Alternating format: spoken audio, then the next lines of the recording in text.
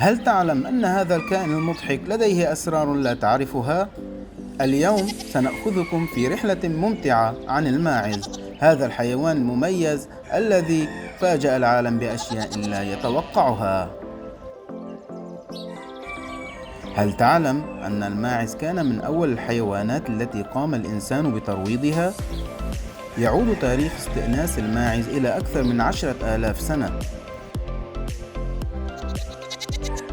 الماعز لديه قدرة مذهلة على تسلق الجبال والمنحدرات الحادة، حتى أنك قد تراهم يتسلقون جدرانا تبدو مستحيلة.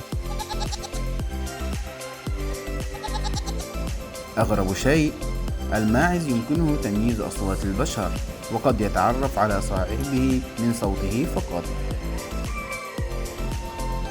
بعض أنواع الماعز عندما تشعر بالخوف تتظاهر بأنها ميتة. نعم، تسقط على الأرض وكأنها في حالة إغماء. تعرف هذه السلالة باسم الماعز المتصلب. أصوات الماعز أحيانا تبدو وكأنها تقلد أصوات البشر، مما يجعلها نجوما على مواقع التواصل الاجتماعي.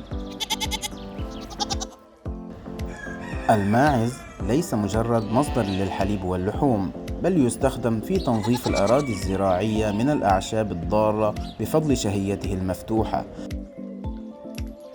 حتى في عالم الجمال يستخدم حليب الماعز في صناعة منتجات العناية بالبشرة بسبب فوائده الغنية. الماعز ليس فقط كائنا ظريفا، بل هو صديق للبيئة وكنز للإنسان.